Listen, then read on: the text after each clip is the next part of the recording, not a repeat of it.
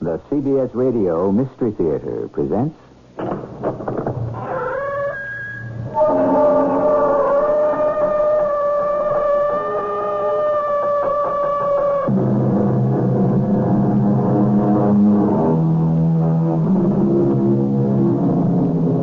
Come in.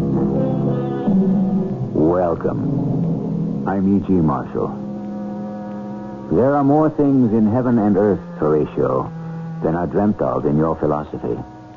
Oh, yes, Lord Hamlet, or in yours, or mine, or anyone. Even that of the man who made you out of his own talent, the sweet, the adored Will Shakespeare. And the story that follows will try to tell of one such thing, and even attempt, however feebly, to explain it. Do you trust me? I think I do, Doctor. Well, that's not enough. I do trust you. Completely? Utterly? In mind, in soul, in heart? Now, you think about it. For this is serious business.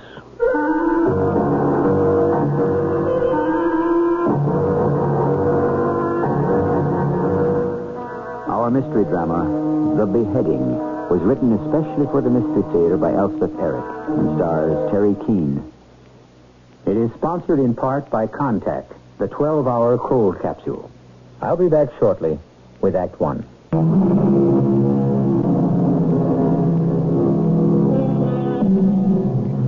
Let me quote you a few lines from the same play as before, by the same imperishable playwright.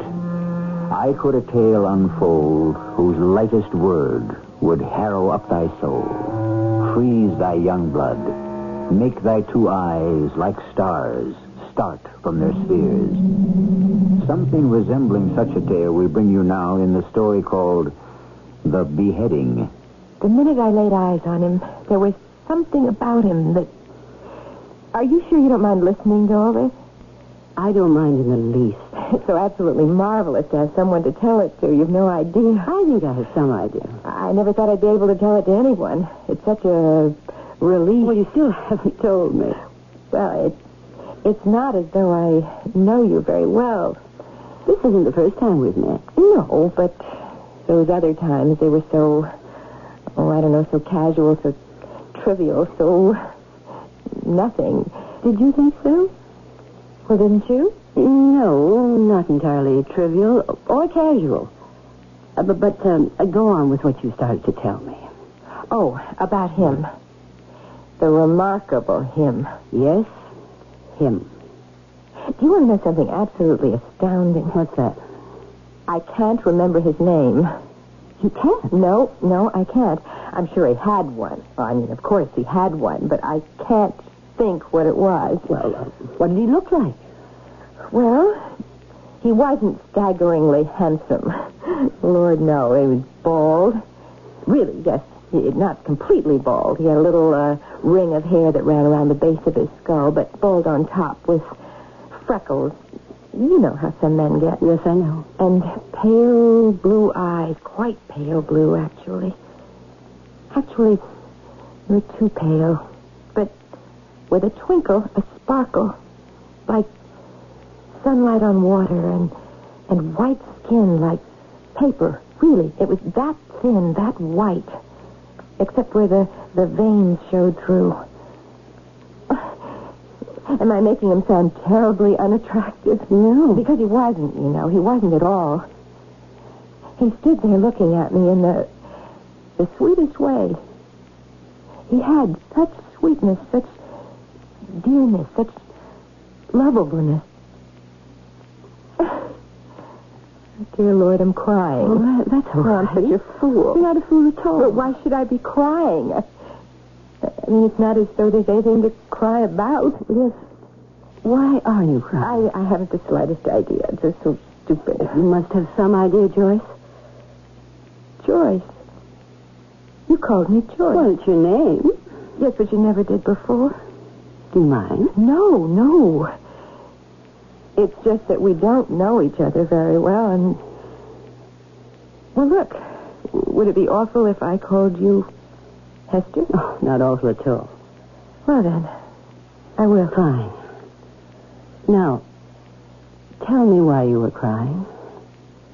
Oh, I think it was because when I was talking about him, describing him, you know, how he looked, the skin, the hair, the lack of it, and the light-colored eyes, that's sort of what my father looked like. Oh, really? Well, no, not really, but sort of. And the other part, the sweetness, the dearness, that's what set me off, I guess. My father was very sweet and dear. Very. Yes? He was never what you'd call a big success, my father. For that matter, he wasn't even a small success. Actually, he was very close to being a failure. Oh, what the heck. He was a failure, this being a truth-telling time. If it hadn't been for my mother... What about your mother? She managed. That was a favorite word of hers, manage. When friends of hers would marvel at the way she ran the house and all of that with so little money coming in, she'd heave a big sigh and say, I managed somehow. And she did. I will give her that. But she managed in other ways, too. Managed her parents, managed my brother, managed my father. She was a champion manager of all time. If she was alive today, she'd be president of something big. But she never managed me. How did that happen? I bided my time till that fateful day when I told her what I meant to do with my life. What I wanted to be. An actress? You don't mean that. I do mean it, and I'm going to. A floozy. That's what you'll be. No, I won't. A tart, a tramp. Oh, I've read about those women. Floozies, every one of them. That doesn't mean I'll be. What have I brought you up for? Fed you, clothed you, taught you manners, sent you to school so you could throw your life away. Is that why I did it? I don't know why you did it. So you could marry a decent, intelligent, hard-working man. That's why I did it. And live in style. That's why. Not like me. No, Mother. Having to sprint and save and go without year after year. So you could have the nice things in life. Security and respectability. And being able to hold your head up. That's why I did all that I did for you. And now you stand there and tell me you want to be an actress? And you did become an actress. Yes, I did. And I managed to stay respectable, too. I'm sure you did. And had more security than I'd ever dreamed of. First in television, then the movies. Made quite a lot of money. What about him? The remarkable him, who appears not to have a name. Oh, yes. Well, there he was in this big room with pots of flowers at all the windows and the sun streaming in. And there he stood in his rumpled gray slacks and his short-sleeved shirt, just looking at me with his pale blue eyes through his rimless glasses. Did I tell you he wore eyeglasses without any rims? No, you didn't. They gave him an old-fashioned look. Everything about him was a little old-fashioned. He was so dear. Go on, Joyce. Well, we greeted each other quite conventionally, I think. And then... Now, suppose you sit down right there. Yes, good. And I'll sit across the desk from you, like this, eh? And you tell me all about yourself. How long have you been tortured by this asthma? Oh, years, Doctor. Years and years and years. Since you were a small child? Oh, 4 or 5, I think. It's too bad. It really is torture. Of course it is. You're the first doctor I've talked to who seemed to realize that. Oh, have you seen many doctors before me? Oh, dozens, it seems like, here. In Philadelphia, in New York, Chicago. I even went to a clinic in Switzerland. I'm hopeless. Perhaps not. Unless you can help me. Oh, Doctor, can you please say you can? I am an actress. You see, I'm in the movies. Yes, I know. I've seen you. You're very good. And I have to go on working. My husband... Yes, your husband. What about him? Well, he's an actor once in a while. The money isn't very regular. I don't believe you told me about your husband. I don't have your married name, just your theatrical. Well, it doesn't really matter about him. Really, it doesn't take my word for it. Whatever I decide, he'll go along with it. Tell me, did anyone ever suggest psychoanalysis? Oh, everyone did. They all said a dozen trips to an analyst would clear it up. Well, I tripped for a year. And it didn't clear it up? It's as bad as ever. Mm-hmm. How often do you have these asthmatic episodes? Often. Oftener than I used to. And it gets worse all the time. Sometimes every day, sometimes twice a week. Oh, dear, that's bad. That's really too bad. Well, that can't be allowed to go on. That's really dreadful. Doctor, can you help me? I will do anything at all. Do you mean that? I'll move to another state. I'll move to another country. It won't be convenient, but I'll manage somehow. Let's not rush this thing. Let's take it step by step. All right? Yes, all right. Whatever you say. Now, I don't know how much these other practitioners have told you about bronchial asthma. A little, not much. I don't even know how much they know. Well, neither do I. But what can be done about it? I mean, there's got to be something that can be done. Well, there is. Dear lady, there is. If you will but trust me. Of course I trust you. Now, this is our first encounter, after all. We must proceed slowly and with deliberation. You sit back in your chair. Relax. I'll try. I am a bit of a, shall we say, a conquistador. You know what that is, a conquistador? No, I don't. Well, it's what they called the leaders of the Spanish conquest of Mexico and Peru in the 16th century. It's possible that I have some of their blood in my veins. I don't know for certain. At any rate, dear lady, a conquistador is a conqueror, a vanquisher, one who intrudes upon new territories and subdues them. Do you understand, dear lady, what I'm saying? I think so. You're saying to yourself, but what does this have to do with me? A poor actress who's racked with torment of asthma. Is that what you're thinking? Yes, it is. Well, then I shall tell you what I propose to do in your case. Oh, please tell me.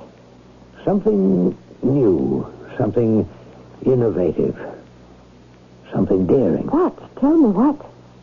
Something that will require all my skill, all my wits, all my concentration. I intend to think of nothing else for weeks ahead of time. What is it you're going to do? Before I tell you, before I even whisper in your tiny little ear what it is I propose to do, I must be absolutely certain, beyond the peradventure of a doubt, that you trust me. I do, Doctor. Now, think about it, dear lady, before you answer. I do. I do trust you, absolutely. Now tell me, please.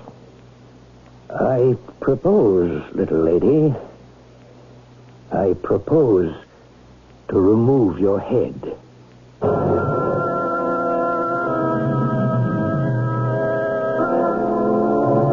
It's not for no reason that our television screens are jam-packed with doctors and nurses and patients and nervous friends and relatives, with operating rooms and respirators and machines that carry little jigging lines and go beep. The horrid fascination of life versus death compels our interest, and like it or not, we can hardly wait to see how the story comes out. I'll continue with Act 2 shortly.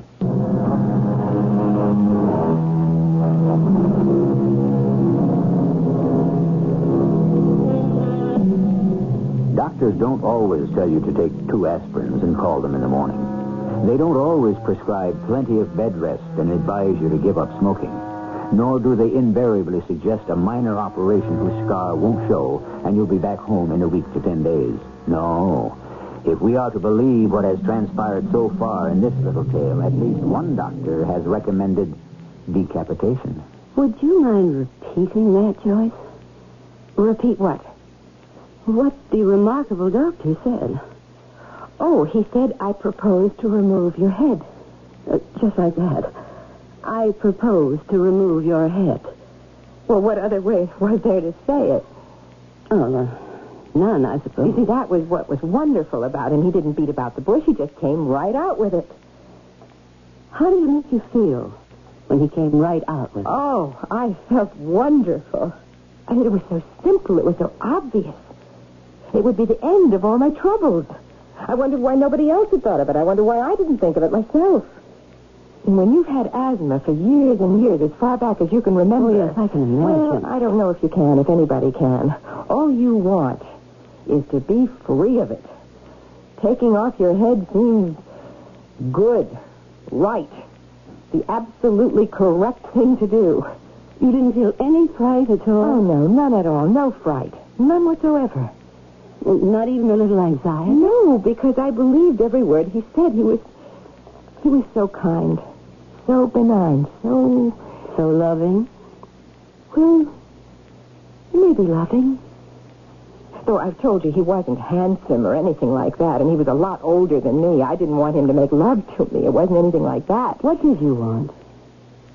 To put my hand in his hand and follow him wherever he wanted me to go. Wherever it turned out to be, I knew for sure it was where I wanted to go. Oh, it would be peaceful and beautiful and no more pain, no more struggle. It would be like being with God. I see. We call God our Heavenly Father, don't we? What? No, never mind. I don't know what you're talking about, Hester. What's the point? Later on. Now, what about your husband? What about him? Well, did you think at all about what he would say? Say about what? About severing your heads from your body? Well, what did Peter have to do with it?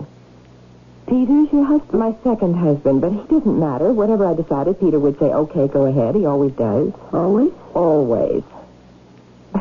Just the other day. You said Peter's an actor. Well, kind of. He doesn't work too much. Well, what does he do? Well, right now he's trying to sell real estate. I started to tell you just the other day. You sure you really want to hear all of this? I'm really sure. Well, I came home from the studio. They had kept us late, some tricky scene that they couldn't get to work right. And there was Peter, pacing the floor. Joyce?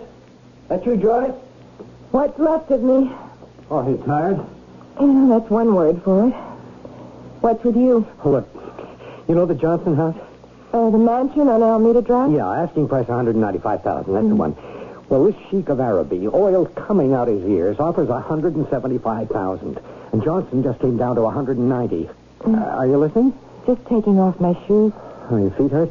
Well, anyway, I got the Arab up to $180,000 and Johnson down to $187,000, and I thought, wow, I've got a sale going here for a lousy $7,000. I've just got to get them together. Each one give a little, so I set up a meet at the house this morning. I showed up in my best slacks and loafers, full of confidence and charm, and you know what happened? Tell me. The Arab wouldn't budge. Johnson wouldn't budge. How do you like that? Well, that's terrible. Wait, you haven't heard the worst. There's more? The charm was just oozing out of me, and the confidence was flowing downhill like a mountain stream when Johnson, or the other one, I forget which, said, how about you cutting your listing commission? You should cut your listing commission? Me, cut my commission. Me, sacrifice half my profit.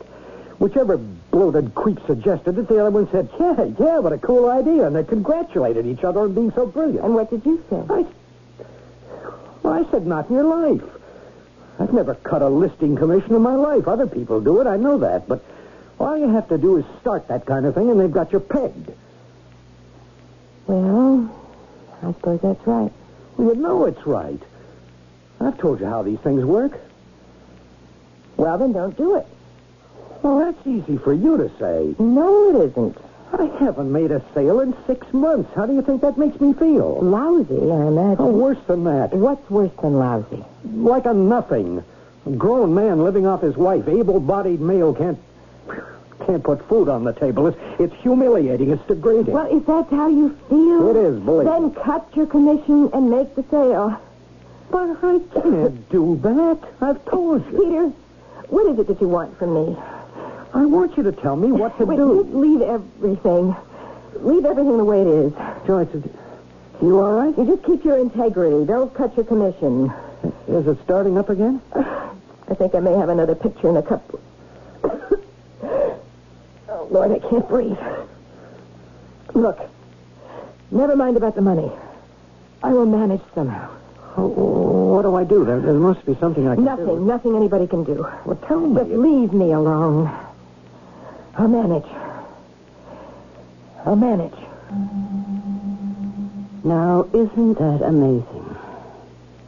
What? What's amazing? You're saying, I'll manage, even when you felt an attack coming on.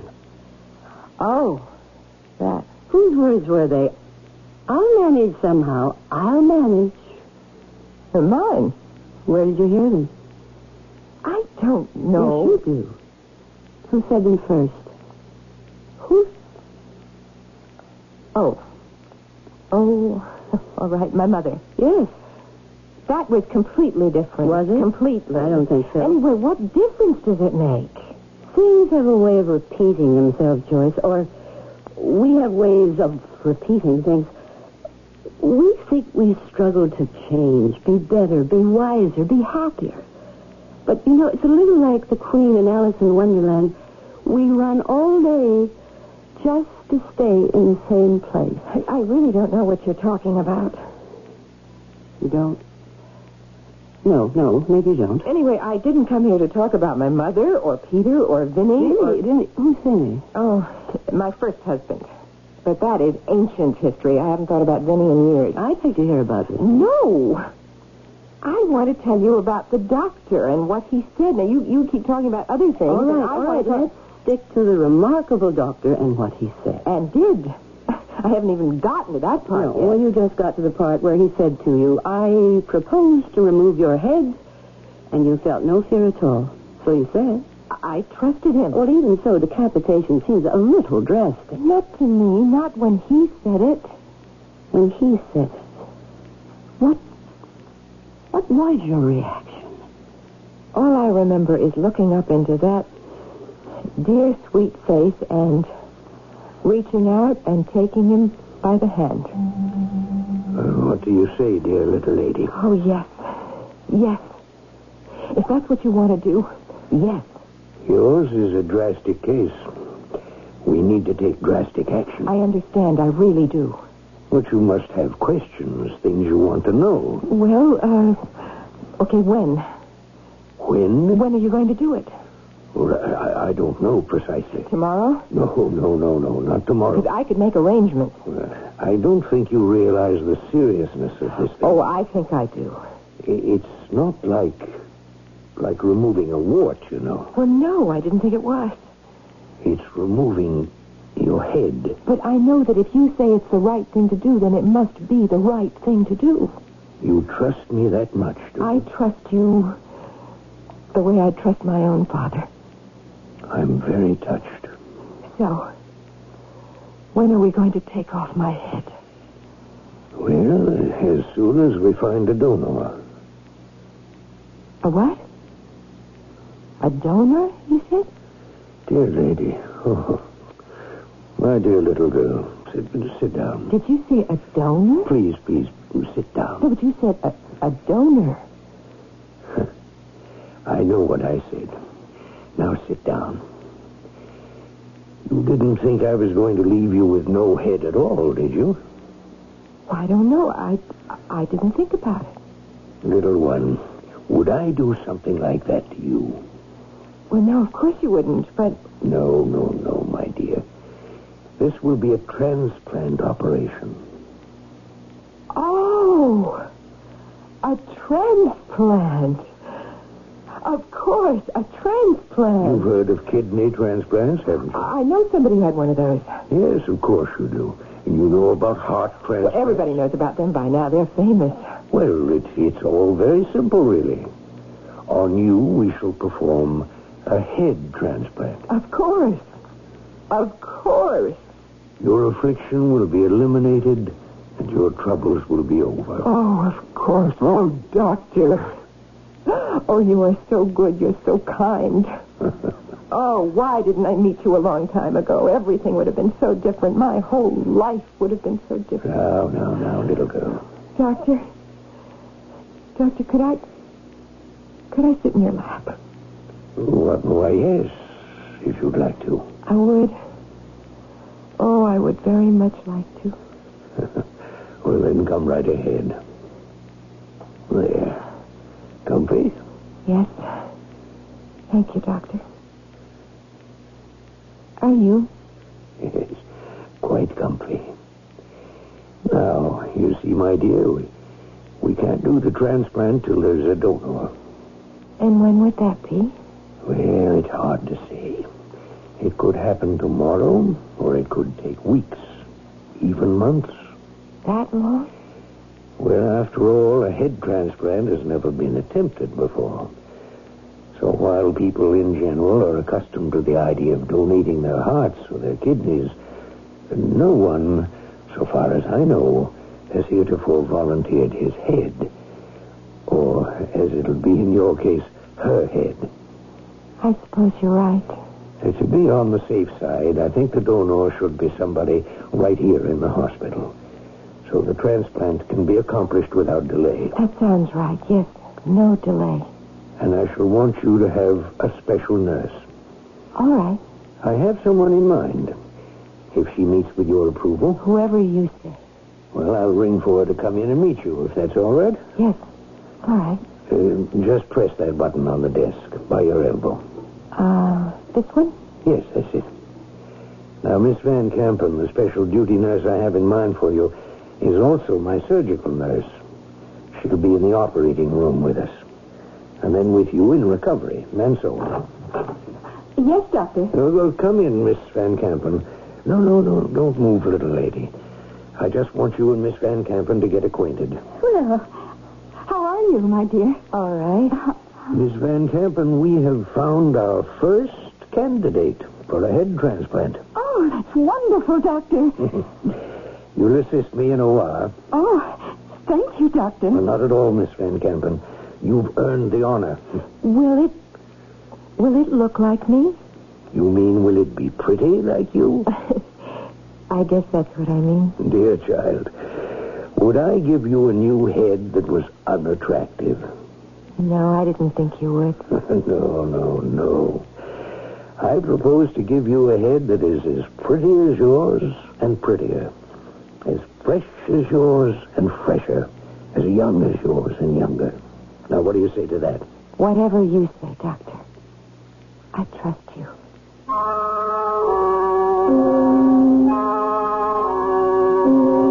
Would you like to change heads?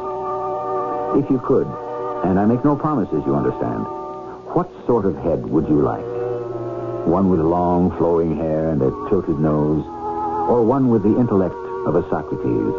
Or perhaps one with the disposition of a saint? Personally, I believe I would drive myself quite mad trying to decide. So, perhaps it is just as well that, as of now at least, I must keep the one I have.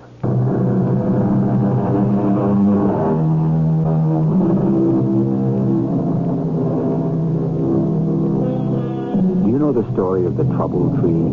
The fabled tree on which everyone could hang their troubles and so be rid of them. But in return, you must take on the troubles of someone else who had come to the trouble tree for the same purpose. And do you know that no one, absolutely no one, would accept that condition? That all preferred to return home with their own troubles, which at least had the virtue of familiarity.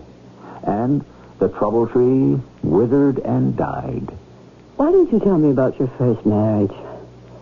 What for? What was his name? Vinny? What do you care about Vinny? Oh, well, I don't know. I was just wondering.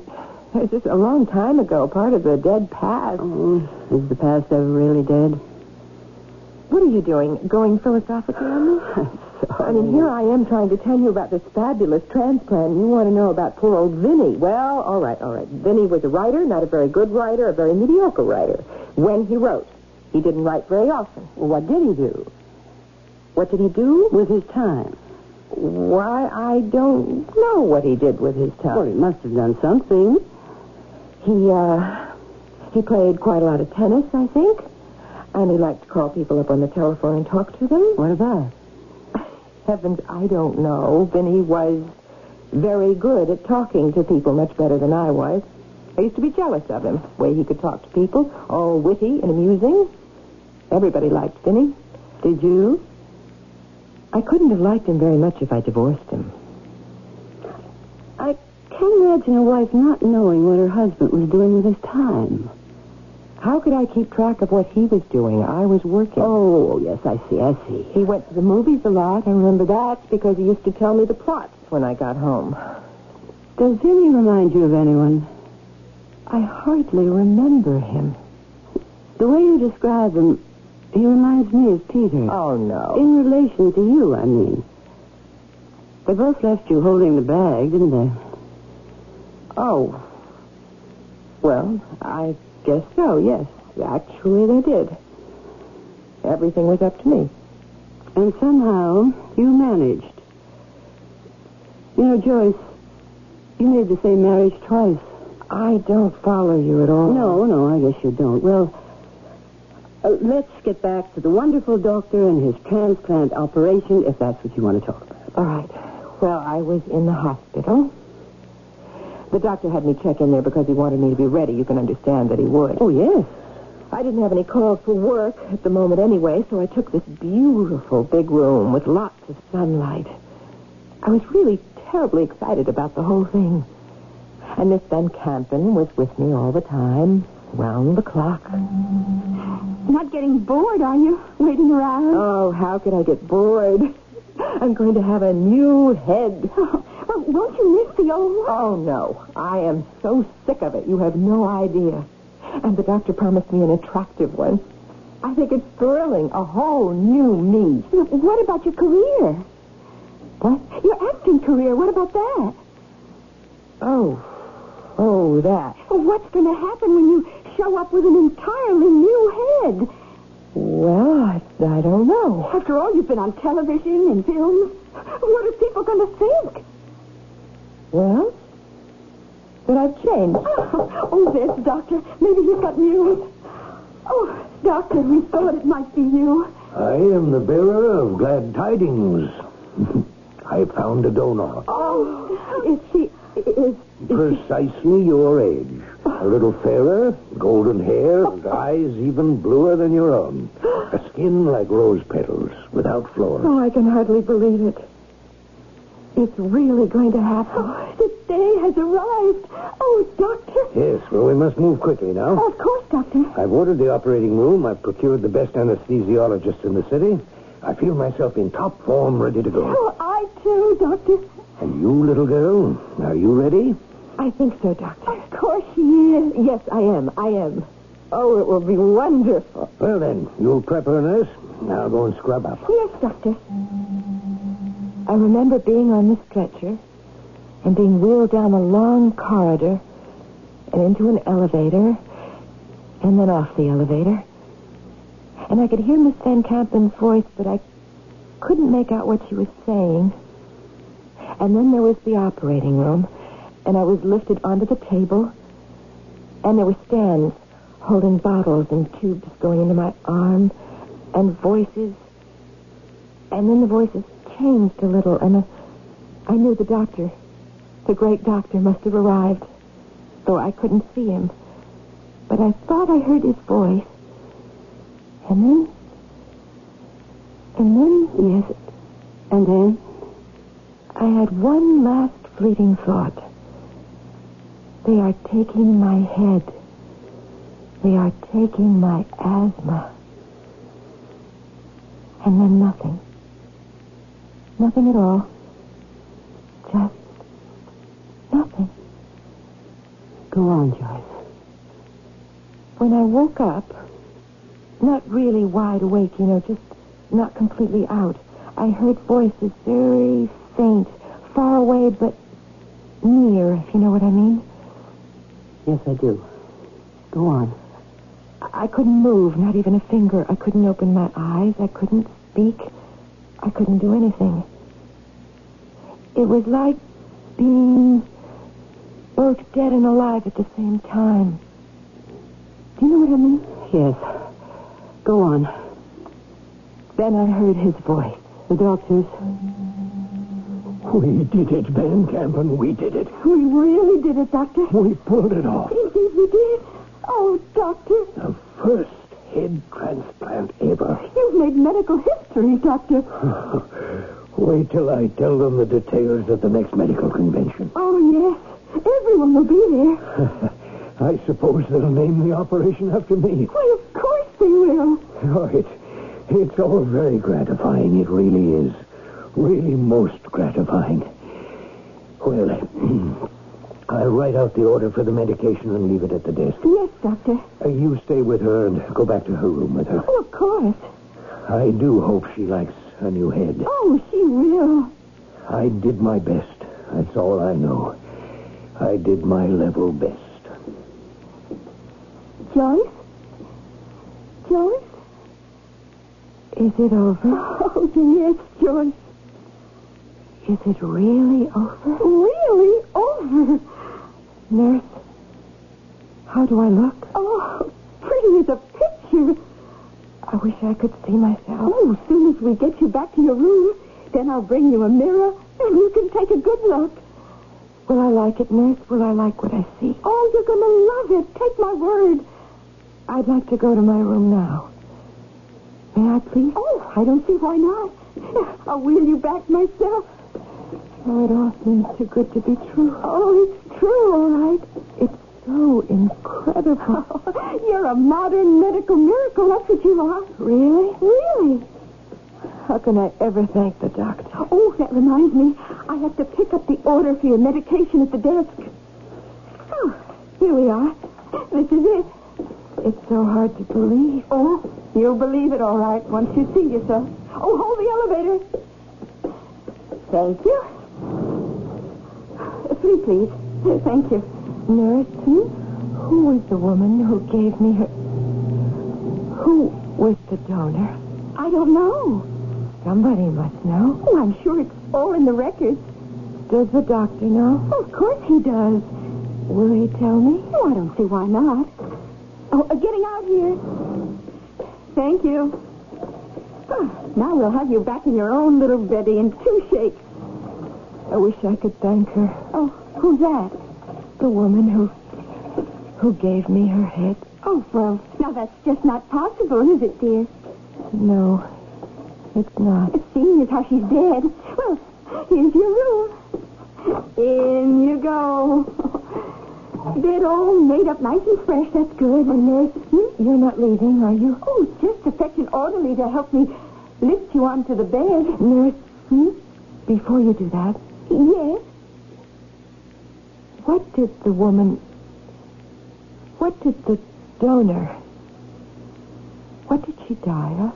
Oh, I believe it was asthma. Yes, it was asthma. And then I woke up. That was the end of the dream. You felt anxiety when you woke up? Oh, much worse than that.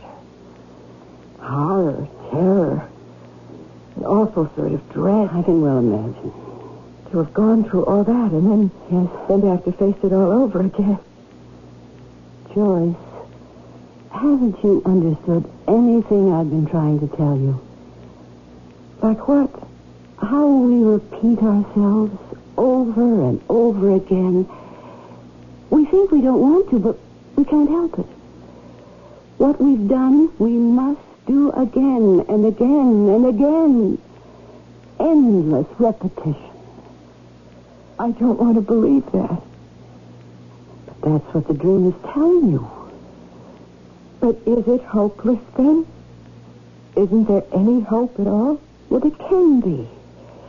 If we can get to the heart of the compulsion to repeat. That's what you and I are trying to do here.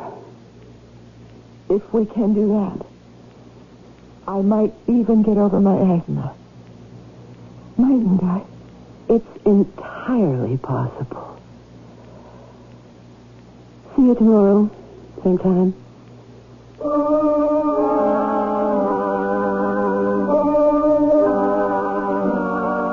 No one knows who first said history repeats itself. It's a proverb that dates back at least 2,000 years.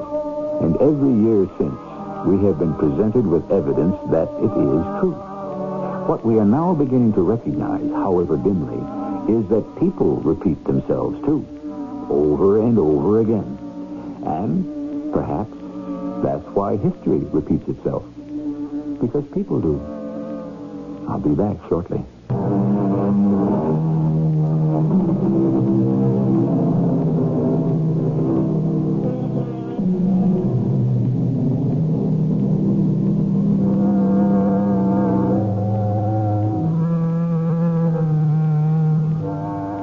Would you like to live your life all over again?